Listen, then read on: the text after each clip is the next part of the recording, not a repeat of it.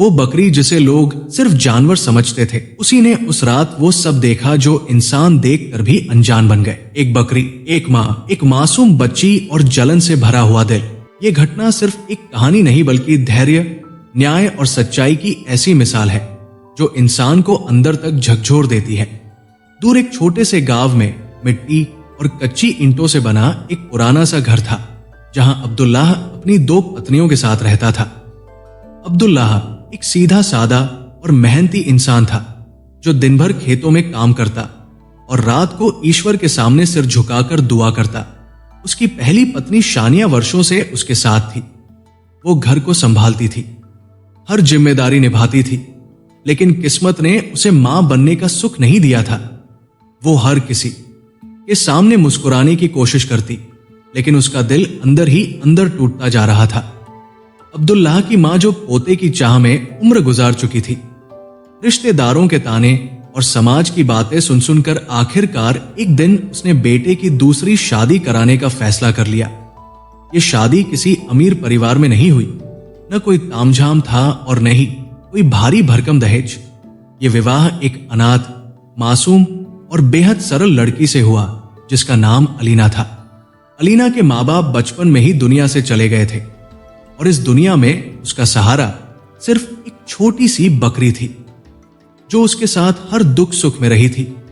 वही बकरी उसके साथ ससुराल आई और वही उसका एकमात्र दहेज बनी।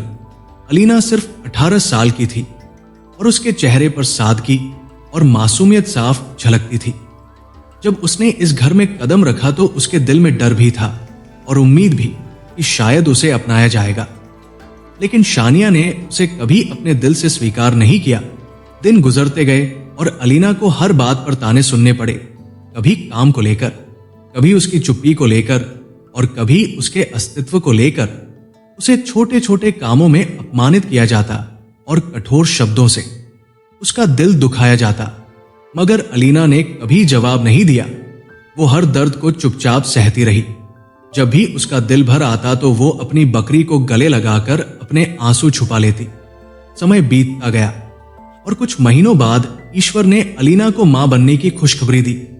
ये सुनकर अब्दुल्लाह की खुशी का कोई ठिकाना नहीं रहा। उसने पूरे गांव में मिठाइयां बंटवाई, धन्यवाद में प्रार्थनाएं की और ईश्वर का शुक्र अदा किया। लेकिन यही खुशी शानिया के दिल में आग बनकर जलने लगी।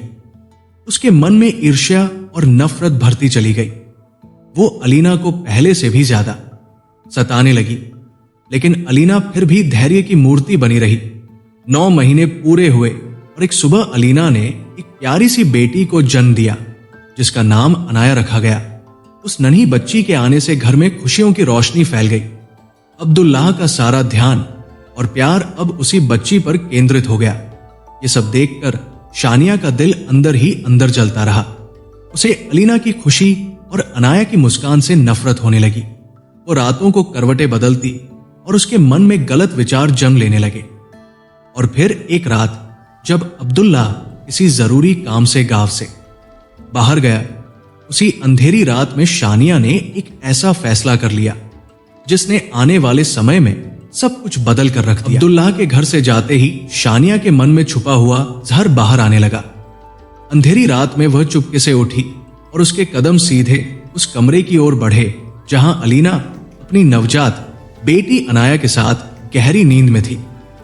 कमरे में हल्की सी दिए की रोशनी थी और अनाया की मासूम सांसों की आवाज वातावरण को शांत बना रही थी। लेकिन शानिया के दिल में शांति नहीं बल्कि जलन की आग थी। उसने बच्ची को देखा और उसके चेहरे पर एक कठोर मुस्कान फैल गई। उसने अलीना को गहरी नींद में पाकर धीरे से अनाया को उठाया और बाहर आंगन की ओर ले गई। गांव के किनारे एक पुराना सूखा कुआं था जहां कोई जाता नहीं था। शानिया का इरादा बेहद खौफनाक था, लेकिन तभी रास्ते में उसे अलीना की बकरी की आवाज सुनाई दी जो रात में बंधी हुई थी। बकरी जोर जोर से मिमियाने लगी, मानो किसी अनहोनी को महसूस कर रही हो। शानिया एक पल के लिए घबरा गई, लेकिन फिर अपने दिल को पत्थर बनाकर आगे बढ़ गई। उसने बच्ची को कुएं के पास ले जाकर नीचे फेंक दिया और बिना पीछे देखे तेज कदमों से घर लौट आई। कुछ देर बाद अलीना की आंख खुली तो उसने अपने पास अनाया को नहीं पाया।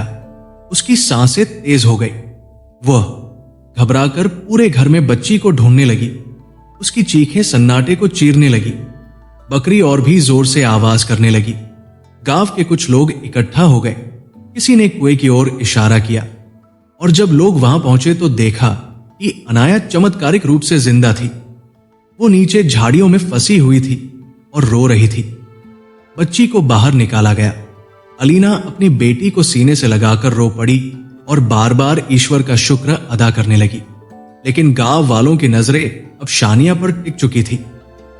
उसके चेहरे का डर और घबराहट सब कुछ बयां कर रही थी। जब अब दुल्हा वापस लौटा और सारी बात सुनी तो उसका दिल कांप उठा। उसने पहली बार शानिया की आंखों में इंसानियत की जगह अंधकार देखा और उसी पल एक बड़ा फैसला उसके दिल में जन्म लेने लगा। अब्दुल्लाह की आंखों के सामने जब पूरी सच्चाई साफ हो गई तो उसका दिल अंदर से टूट गया। उसने कभी सोचा भी नहीं था कि जिस औरत के साथ उसने सालों जिंदगी बिताई वही इतनी बड़ी हैवानियत कर सकती है। गांव वालों के सामने जब शानिया से सवाल किया गया तो पहले उसने इनकार किया, लेकिन उसकी घबराई हुई हालत, कांपती आवाज और बिखरे हुए जवाबों ने सब कुछ उजागर कर दिया।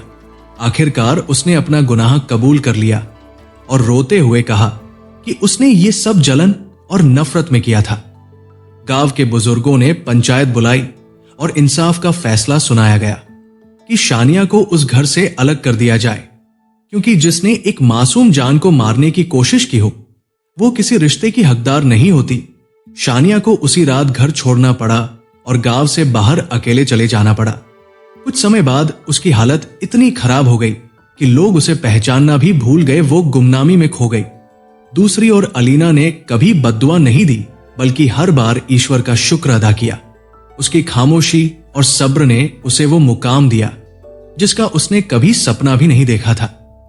अब्दुल्लाह ने अलीना को पूरा सम्मान दिया और अपनी बेटी अनाया की परवरिश प्यार और सच्चाई के साथ की।